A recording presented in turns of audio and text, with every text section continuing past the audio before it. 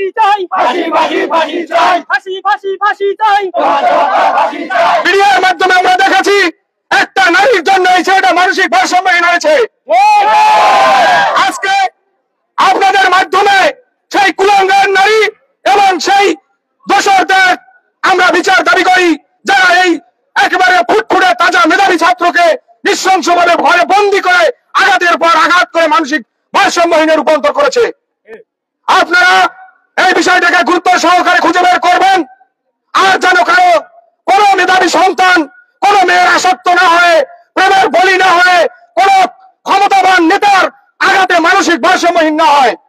আমরা সেই অনুযায়ী যে যত বড় ক্ষমতাধর হোক, এই ঘটনার সাথে যারা জড়িত তাদের দৃষ্টান্তমূলক শাস্তি চাই, তাদের ফাঁসি কামনা করি আমরা।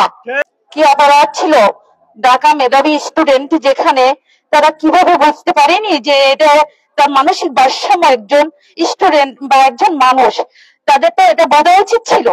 আর এত অত্যাচার কিভাবে বা যদি কেউ কিছু নিয়েও যায় বা চোরও হয়, তার উপর এরকম তো নির্মম অত্যাচার করা যায় না, হত্যাযজ্ঞ চালানো যায় না। আমাদের সকলের এভাবে সচেতন হওয়া উচিত যে আমাদের বাংলার প্রতিটা ঘরে ঘরে যে কোনো মায়ের কোল যেন আর না খালি হয়। অন্তর্বর্তীকালীন সরকারের প্রধান উপদেষ্টার কাছে আমাদের কাঁঠালবাসীর পক্ষ থেকে, কাঁঠালতলী স্কুল অ্যান্ড কলেজের পক্ষ থেকে আমরা তার সর্বোচ্চ শাস্তি ফাঁসির দাবি জানাচ্ছি। আমরা সকলেই তার ফাঁসির দাবি জানাচ্ছি। তোফাজ্জল কিন্তু একজন মেধাবী স্টুডেন্ট ছিল। সে আমি যখন ছাত্রদল করে 2012 সাল থেকে সে ছাত্রলীগের সাথে সংযুক্ত ছিল। সে এক পর্যায়ে ছাত্রলীগের সভাপতি হয়েছিল কাঁঠালতলী ইউনিয়ন। কাঁঠালতলী ইউনিয়ন ছাত্রলীগের সভাপতি হওয়ার পরে আমাদের যে সম্মানিত চেয়ারম্যান শহীদুল ইসলাম, তাকে যারা 3-4টা নির্বাচন করেছে, তাকে ব্যবহার করছে এবং তার মেয়ের ভাদে ফেলাইছে, তাকে তন্নির ভাদে ফেলাইয়া তার 3-4টা নির্বাচন করেছে। যখন ছেলের বিষয়টা জানাজানি হয়েছে, তখন তার উপরে মানসিক অত্যাচার চালাইছে। এক পর্যায়ে তাকে জোর করে বিয়ের জন্য রাজি করাইছে। এই কথা জানলে তোফাজ্জল হোসেন আয়েশা এর প্রতিবাদ জানায়। প্রতিবাদ জানানোর পরে এই বাজারে বসে কিছু নামদারি নেতা, তারা 3বার তাকে মারা হয়েছে, রক্তাক্ত হয়েছে। আমি নিজে তাকে হসপিটালে নিয়ে গেছি। সেই থেকে যে তার ভিতরে একটা মানসিক আঘাত আসে এবং 2015 সালে তার বাবা মারা যায়, 2019 সালে তার মা মারা যায়, তার আশ্রয়স্থল ছিল একজন ভাই বড় ভাই পুলিশ ইন্সপেক্টর, সে 2023 সালে মারা যায়।